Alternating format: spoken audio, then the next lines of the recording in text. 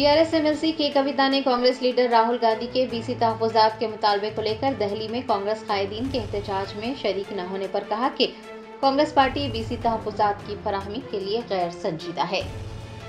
तेलंगाना जागृति की सदर व बीआरएस एमएलसी के कविता ने ऐलान किया है कि वो बीसी तहफ़्फ़ुज़ात के हुसूल के लिए तेलंगाना जागृति के ज़ेर एहतमाम 4, 5 और 6 अगस्त को 72 घंटों की भूख हड़ताल करेंगी। उन्होंने मुतनब्बा किया है कि अगर हुकूमत की जानिब से इजाज़त नहीं दी गई तब भी वो भूख हड़ताल पर जाएंगी। बीआरएस रहनुमा ने याद दहानी करवाई कि उस वक्त की किरण कुमार रेड्डी हुकूमत गिर गई थी जब उन्होंने मुत्तहदा रियासत में अम्बेडकर के मुजस्समे के लिए 72 घंटों की भूख हड़ताल की थी। मंगल को सोमाजीगुड़ा प्रेस क्लब में सहाफ़ियों से बात करते हुए के कविता ने कहा कि पंचायत राज तरमीमी एक्ट 2018 में तरमीम के लिए तेलंगाना जागृति के मुतालबे पर रियासती हुकूमत ने ऑर्डिनेंस जारी किया था। उन्होंने सवाल किया है कि अगर तमिलनाडु में गवर्नर ताख़ीर करते हैं तो तमिलनाडु हुकूमत गवर्नर और सदर जमहूरिया के पास ज़ेरे इल्तिवा बिलों पर सुप्रीम कोर्ट से रुजू होती है और मुस्बित फैसला सुनाया जाता है। उन्होंने तेलंगाना हुकूमत से सवाल किया है कि वो गवर्नर के पास मामला ज़ेर इल्तिवा होने पर अदालत से रुजू क्यों नहीं कर रही है। के कविता ने मुतालबा किया है कि अगर कांग्रेस पार्टी मुखलिस है तो फिर उसे अदालत में मुकदमा दायर करना चाहिए। कांग्रेस लीडर राहुल गांधी पर नुक्ताचीनी करते हुए उन्होंने कहा कि बीसी तहफ़्फ़ुज़ात को लेकर दिल्ली में कांग्रेस कायदीन जब एहतजाज कर रहे थे तो राहुल गांधी ने एहतजाज में शिरकत नहीं की थी। उनका कहना है कि कांग्रेस पार्टी बीसी तहफ़्फ़ुज़ात की फराहमी के लिए गैर संजीदा है।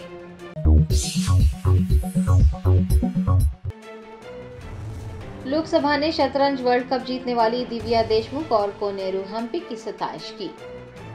19 साल दिव्या देशमुख ने जॉर्जिया के बातूमी में शतरंज विमेंस वर्ल्ड कप में शानदार कामयाबी हासिल की। वो विमेंस वर्ल्ड कप जीतने वाली पहली हिंदुस्तान खातून बनकर उभरी। उन्होंने तारीख रकम कर दी। एक सनसनीखेज मुकाबले में दिव्या देशमुख ने अपनी साथी हिंदुस्तानी ग्रैंड मास्टर कोनेरू हम्पी को शिकस्त दे दी। दिव्या देशमुख की शानदार कामयाबी पर मुल्क भर में जश्न मनाया गया। सियासी रहनुमाओं ने उनकी सताइश की। लोकसभा में स्पीकर ओम बिरला ने दिव्या देशमुख और कोनेरू हम्पी को उनकी गैर मामूली कारकर्दगी के लिए मुबारकबाद पेश की। ऐवान की कार्रवाई का आगाज करते हुए ओम बिरला ने कहा कि वो सभी को ये बताना चाहते हैं कि हिंदुस्तान की दिव्या देशमुख ने जॉर्जिया के बातूमी में विमेंस वर्ल्ड कप का फाइनल जीता है और वो ये मुकाबला जीतने वाली पहली हिंदुस्तानी खातून बन गई हैं और हिंदुस्तान की चौथी खातून शतरंज ग्रैंड मास्टर भी बन गई है। उन्होंने दोनों हिंदुस्तानी खिलाड़ियों के फाइनल में पहुंचने पर बेहद फख्र का इजहार किया।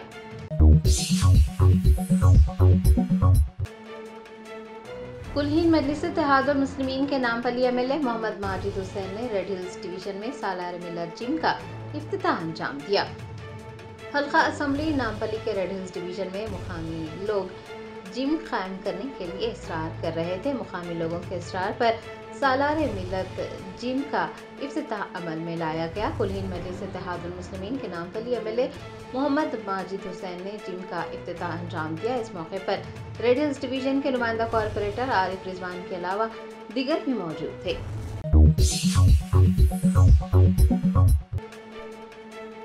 बीजेपी रहनुमा माधवी लता को बंजारा हिल्स के पेद्दामत अली मंदिर में बोनम पेश करने से रोकने के लिए घर पर नजरबंद कर दिया गया।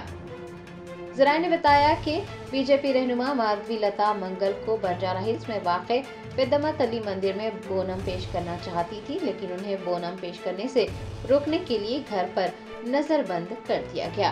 माधवी लता को इस तरह से घर पर नजरबंद कर देने पर बीजेपी कायदीन ने तेलंगाना हुकूमत को तनकीद का निशाना बनाया है और पूछा है कि त्योहारों के दौरान अकीदत का इजहार करना भी क्या अब जुर्म बन गया है।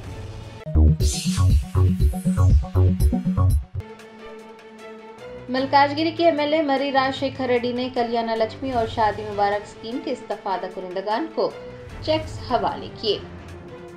मलकाजगिरी के एमएलए मरी राजशेखर रेड्डी ने अलवाल सर्कल में एमआरओ ऑफिस में कल्याण लक्ष्मी और शादी मुबारक स्कीम के इस्तेफादा कुनिंदगान में चेक्स की तकसीम अमल में लाई।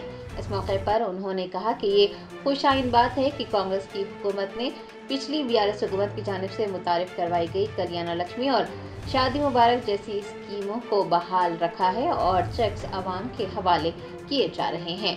एमएलए मरी राजशेखर रेड्डी ने दरख्वास्त की है कि कांग्रेस ने अवाम से वादा किया था कि वो कल्याण लक्ष्मी और शादी मुबारक स्कीम के तहत सोना और चांदी फराहम करेंगी। मरी राजशेखर रेड्डी ने अवाम से किए गए वादे को पूरा करने, सोना और चांदी फराहम करने की कोशिश करने की दरख्वास्त की है। चेक्स तकसीम के इस प्रोग्राम में मुकामी कॉर्पोरेटर्स, बीआरएस पार्टी के कायदीन, कारकुनान व दीगर ने शिरकत की। పార్టీ కార్యకర్తలు, లీడర్లు, అదేవిధంగా 134 డివిజన్ కార్పొరేటర్ శాంతి శ్రీనివాసరెడ్డి గారు మరియు 135 డివిజన్ మా సబితక్క గారు ఇక్కడికి వచ్చారు. వీళ్ళందరి సమక్షంలో ఈ చెక్కులను లబ్ధిదారులకు ఇవ్వడం జరిగింది. ఇది కేసీఆర్ గారు ఆయన ముఖ్యమంత్రిగా ఉన్నప్పుడు ఇవాళ ప్రతి ఒక్క ఆడబిడ్డ వాళ్ళ బిడ్డల పెళ్లిళ్ళు చేయాలనుకున్నప్పుడు ఇబ్బంది పడొద్దు అనే ఉద్దేశంతో దీన్ని ప్రవేశపెట్టి దీన్ని ముందుకు తీసుకుపోతున్న తరుణంలో, అదేవిధంగా ఇప్పుడు వచ్చిన కాంగ్రెస్ ప్రభుత్వం కూడా దీన్ని ముందుకు తీసుకుపోతున్నందుకు సంతోషంగా ఉంది.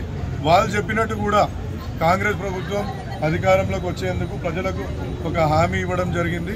దానిలో ఏంటంటే కళ్యాణ లక్ష్మి చెక్తో పాటు తులం బంగారం కూడా ఇస్తామని వాళ్ళు చెప్పిండ్రు.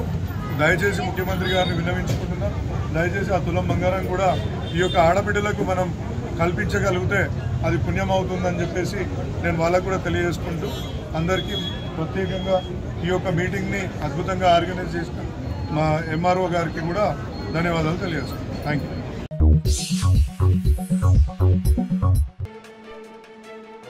रियासती वजीर पूनम प्रभाकर ने वाजे किया कि जुबली हिल्स ज़िमनी इंतखाब के लिए उम्मीदवारों के इंतखाब के बारे में हाई कमान हतमी फैसला करेगी। हैदराबाद के इंचार्ज मिनिस्टर पूनम प्रभाकर ने मंगल को जुबली हिल्स में कांग्रेस कायदीन अजहरुद्दीन और नवीन यादव के साथ प्रेस कॉन्फ्रेंस की। उनका कहना था कि जुबली हिल्स ज़िमनी इंतखाब के लिए उम्मीदवारों के इंतखाब के बारे में हतमी फैसला हाई कमान ही करेगी। उन्होंने वाजे किया कि उम्मीदवार जुबली हिल्स हल्के से ही होगा। उम्मीदवार चाहे कोई भी हो, सब मिलकर काम करेंगे और तमाम डिविजन्स में पार्टी को बड़े पैमाने पर दोबारा मजबूत करेंगे।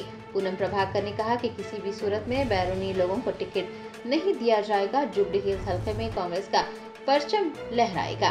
पूनम प्रभाकर ने बताया कि उम्मीदवारों के इंतखाब के लिए सर्वे जारी है। उनका कहना था कि कांग्रेस पार्टी ने सिकंदराबाद छौनी हल्के से कामयाबी हासिल की है और जुबली हिल्स में भी कांग्रेस की कामयाबी यकीनी है। उन्होंने पार्टी के कायदीन को मुकामी लोगों के साथ राब्ता कायम करने का मशवरा दिया और कहा कि सिर्फ उन लोगों को मौका दिया जाएगा जिनकी आवाम तक रसाई है।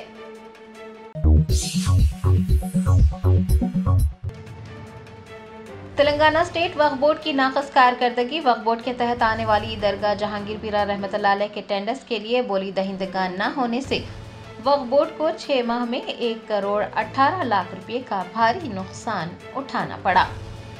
तेलंगाना में कांग्रेस हुकूमत के क़याम के बाद सैयद अज़मतुल्लाह हुसैनी को वक्फ बोर्ड सदर नशीन बनाया गया। हुकूमत बदली, वक्फ बोर्ड के चेयरमैन भी बदले, लेकिन वक्फ बोर्ड की कारकर्दगी में कोई तब्दीली नहीं आई। कामकाज मुकम्मल तौर पर ठप होकर रह गए। जराये से पता चला है कि वक्फ बोर्ड चेयरमैन शाम 7 बजे के बाद दफ्तर पहुंच रहे हैं और नतीजतन अवाम की रसाई नामुमकिन हो रही है। अपने मसाइल को लेकर वक्फ बोर्ड आने वाले अफराद में मायूसी पाई जा रही है। तेलंगाना स्टेट वक्फ बोर्ड के सदर नशीन का ओहदा संभालने वाले सैयद अज़मतुल्लाह हुसैनी की सदारत में सिर्फ 2 मरतबा बोर्ड का इजलास मुनक्किद हुआ। चेयरमैन सैयद अज़मतुल्लाह हुसैनी और सीईओ मोहम्मद असदुल्लाह के दरमियान पाई जाने वाली रंजिश की वजह से अवाम का नुकसान हो रहा है और लैंड ग्रैबर्स इस सूरत हाल का भरपूर फ़ायदा हासिल कर रहे हैं। वक्फ अराजियात पर कब्जे जारी हैं। बोर्ड का इजलास न होने से वक्फ किराएदारों और कानूनी कार्रवाई से मुताल्लिक़ कई फैसले तातुल का शिकार हो गए हैं। वक्फ बोर्ड के तहत आने वाली दरगाह हज़रत जहांगीर पीरा रहमतुल्लाह अलैह के लिए 3 मरतबा टेंडर्स जारी किया गया, लेकिन बोली दहिंदगान नहीं मिले और पिछले 6 महीनों में वक्फ बोर्ड को 1 करोड़ 18 लाख रुपये का नुकसान हुआ। जराये से ये भी पता चला है कि टेंडर के लिए वक्फ बोर्ड में 30 लाख रुपये जमा करवाए गए, लेकिन वक्फ बोर्ड की जानिब से कोई रद्द-ए-अमल मौसूल नहीं हुआ। वक्फ बोर्ड चेयरमैन और सीईओ का मंशा क्या है, ये तो वही बेहतर जानते हैं। तवक्को है कि अक़लियती वज़ीर ए लक्ष्मण कुमार, नायब वज़ीर आला भट्टी विक्रमार्का, हुकूमत के मुशीर मोहम्मद अली शब्बीर, महकमा अक़लियती बहबूद के सेक्रेटरी बी शफ़ीउल्लाह वक्फ बोर्ड से जुड़े मसाइल को हल करते हुए वक्फ बोर्ड की कारकर्दगी को बेहतर बनाएंगे। कुलहीन मजलिस इत्तेहादुल मुस्लिमीन के याकूबपुरा एमएलए जाफर हसन मिराज ने तालाब चंचलम डिवीजन में जारी NP2 पाइपलाइन के कामों का मुआयना किया। हल्का असम्बली याकूबपुरा के तालाब चंचलम डिवीजन में NP2 पाइपलाइन के काम जारी हैं। AIMIM एमएलए जाफर हसन मिराज ने अमान नगर बी में समीना हॉस्पिटल से रेलवे ब्रिज के रूबरू जारी 7 लाख रुपए की तखमीना लागत के NP2 पाइपलाइन के कामों का मुआयना किया। बाद अज़ां उन्होंने अमान नगर बी में मदीना किराना स्टोर के करीब CC रोड के साथ जारी NP2 पाइपलाइन की कामों की पेशरफ्त का जायजा लेते हुए तफसीलात हासिल की। बाद अज़ां जाफर हसन मिराज ने तलहा मस्जिद के करीब बॉक्स ड्रेन के कामों का भी मुआयना किया, जो कि मुसलसल बारिश की वजह से ताख़ीर का शिकार था। उन्होंने GHMC के AE और कॉन्ट्रैक्टर से बातचीत की और कामों में तेजी लाने की हिदायत जारी की। तालाब चंचलम डिवीजन की कॉरपोरेटर डॉक्टर समीना सुल्ताना, मजलिस के इब्तदाई सदूर मोतमदीन व दीगर भी इस मौके पर मौजूद थे। याकूबपुरा असम्बली कॉन्स्टिट्यूंसी तालाब चंचलम डिवीजन में 2 NP2 पाइपलाइन के काम शुरू हुए। एक NP2 पाइपलाइन जो अमान नगर बी की समीना हॉस्पिटल के अपोजिट से लेके रेलवे का जो ब्रिज है वहाँ तक के, जिसकी लागत 7,20,000 रुपये, और एक अमान नगर बी में मदीना किराना के पास में एक NP2 पाइपलाइन और उस पर रोड का काम है जो 13 लाख का, दोनों मिला के 20 लाख के काम हुए हैं, आगाज़ हुए हैं। उसका मुआयना इंस्पेक्शन के लिए मैं और मुकामी कारपोरेटर डॉक्टर समीना मैडम आए हुए हैं, और उसके साथ साथ तला मस्जिद का जो हमारा बॉक्स ड्रेन का काम चल रहा उसका भी इंस्पेक्शन किया गया। चूँकि 4-5 दिन से बारिश की तरफ से वो काम थोड़ा स्लो हुआ था, आज हमने GHMC AE और कॉन्ट्रैक्टर को बुला के वो काम को तेज़ी करने के लिए कहा है। उसका भी इंशाअल्लाह ताला आज बेड डाला जाएगा और वो काम को भी तेज़ी से आगे बढ़ाया जाएगा। मेरे साथ में यहाँ के मुकामी जितने भी हजरात मौजूद हैं और उसके साथ साथ मजलिस इत्तेहादुल मुस्लिमीन के सदर मोतमदीन एक्टिव वर्कर मौजूद है। इंशाअल्लाह ताला नक़ीब मिल्लत और हबीब मिल्लत की निगरानी में हम याकूबपुरा असम्बली कॉन्स्टिट्यूंसी में काम तेज़ी से जारी है और इंशाअल्लाह आइंदा भी जारी रहेंगे। मैं आप तमाम का तहे दिल से शुक्रिया अदा करना चाहता हूँ। बहुत बहुत शुक्रिया।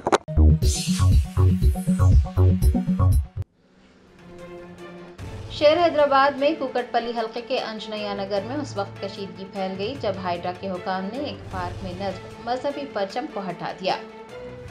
ज़राए ने बताया कि कुकटपल्ली हल्के के अंजनया नगर में उस वक्त कशीदगी फैल गई जब हाइड्रा हुकाम ने एक अवामी पार्क में नस्ब मजहबी परचम को हटाया।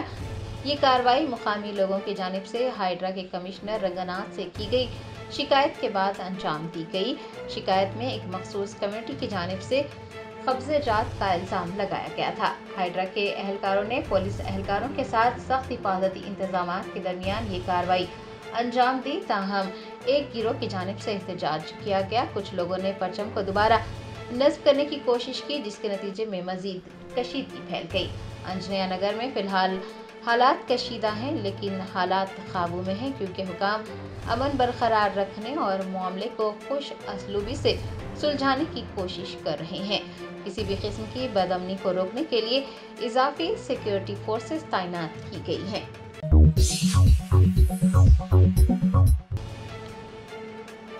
तेलंगाना की काबीना ने पसमानदा तबकात रिजर्वेशन बिल पर आइंदा माह सदर जमहूरिया से मुलाकात करने का फैसला किया है।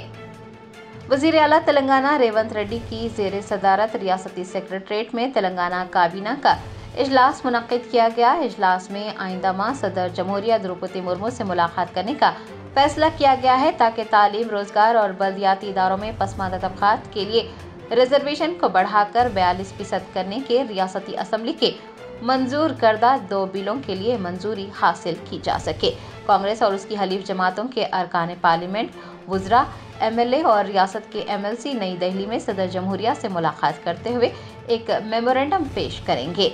बताया जाता है कि लोकसभा में अपोजिशन लीडर राहुल गांधी, राज्यसभा के अपोजिशन लीडर मल्लिकार्जुन खड़गे और चीफ मिनिस्टर रेवंत रेड्डी सदर जमहूरिया से मुलाकात के लिए वफूद की क़यादत करेंगे।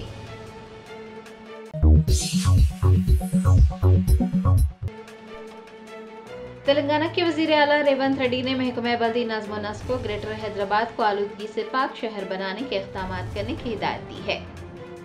चीफ मिनिस्टर रेवंत रेड्डी ने मंगल को महकमा बल्दी नज़्म नस्क के अहदेदारों का एक इजलास तलब किया। उन्होंने हुकाम को ग्रेटर हैदराबाद को आलूदगी से पाक शहर बनाने के इक़दाम करने की हिदायत दी। अहदेदारों से कहा गया है कि वो आइंदा 25 सालों की ज़रूरियात को मद्देनजर रखते हुए एक जामे मंसूबा तैयार करें और बुनियादी शहरी इलाकों में आलूदगी की रोकथाम के लिए एक मुस्तकिल मेकानिज़म तैयार करने पर खुसूसी तवज्जो मरकूज करें।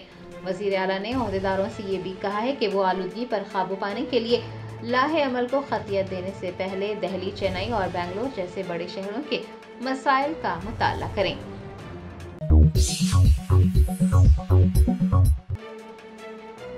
डीएमके के रुकने पार्लियामेंट कनीमोजी ने मरकजी हुकूमत पर हिंदुस्तान और हिंदुस्तान के लोगों को नाकाम बनाने का इल्जाम आयद किया।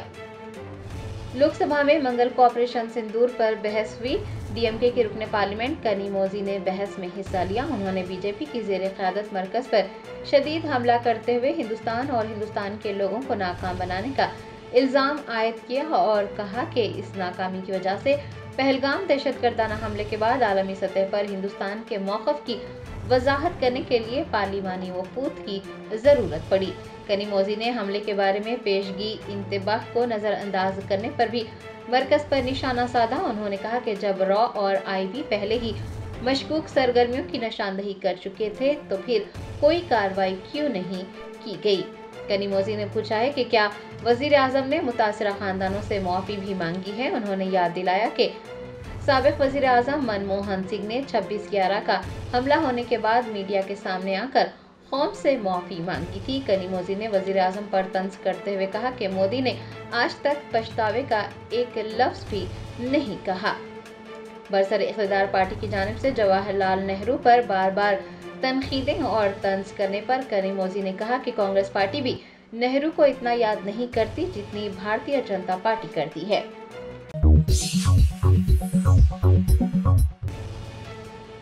सिकंदराबाद के सृष्टि फर्टिलिटी सेंटर के पास इजाजतनामा न होने का इंकशाफ होने के बाद महकमा सेहत ने रियासत भर में 381 क्लिनिक्स के रजिस्टर्ड होने की तस्दीक की है। सिकंदराबाद के सृष्टि फर्टिलिटी सेंटर के मामले की तहकीकात जारी हैं और ये इंकशाफ हुआ है कि IVF के ख्वाहा जोड़े को सरोगेसी करने की तजवीज़ दी गई। विशाखापट्टनम, विजयवाड़ा और हैदराबाद ब्रांचेस पर भारी रकमात वसूल की गई। तहकीकात के दौरान लाइसेंस के गैर कारगर होने, गैर रजिस्टर्ड आलात का इस्तेमाल किए जाने का भी इंकशाफ हुआ है। दुरुस्त इजाज़तनामा न होने की भी इत्तला मिली है।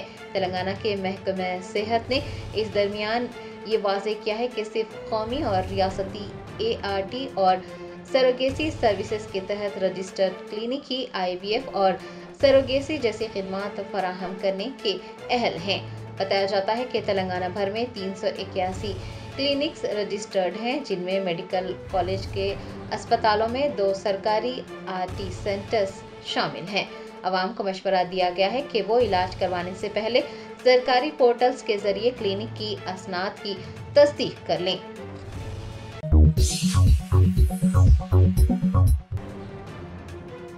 नेपाल के एक आला सतही वफ्द ने पार्लिमानी कार्रवाई का मुशाहदा करने के लिए हिंदुस्तानी पार्लियामेंट का दौरा किया। ज़राए ने बताया कि नेपाली कानून साजों पर मुश्तमिल एक वफ्द हिंदुस्तान का दौरा कर रहा है। वफ्द ने मंगल को पार्लिमानी कार्रवाई का मुशाहदा करने के लिए हिंदुस्तानी पार्लियामेंट का दौरा किया। बताया जाता है कि पीर को हिंदुस्तान पहुंचने वाले वफ्द ने भारतीय जनता पार्टी के मरकजी दफ्तर का भी दौरा करते हुए बीजेपी के कौमी joint general secretary Shiv Prakash व दिगर से मुलाकात की।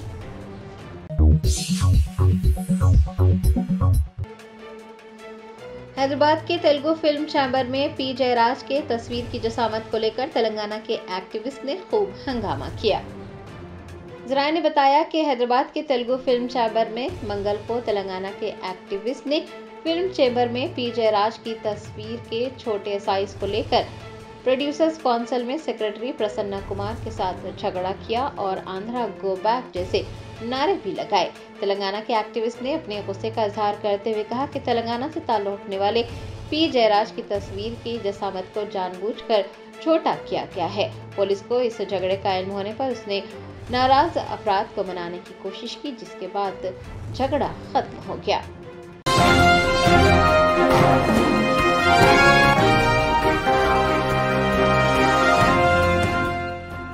Germanton super speciality hospital, national award winner doctor Mir Jawad Zar Khan, German trained senior orthopaedic surgeon and director, माहिर डॉक्टर्स डॉक्टर वासिफ आजम और doctor Bharavi Chanduri, senior cardiologist और दीगर डॉक्टर्स नुमाया खिदमत अंजाम दे रहे हैं। Robotic surgery, advance cath lab, MRI, operation theatre, ICU, 2D ultrasound जैसी सहूलियात से आरास्ता कॉर्पोरेट लेवल हॉस्पिटल। वाजबी फीस में हर मर्ज से शिफायाबी के लिए Germanton super speciality hospital, Attapur,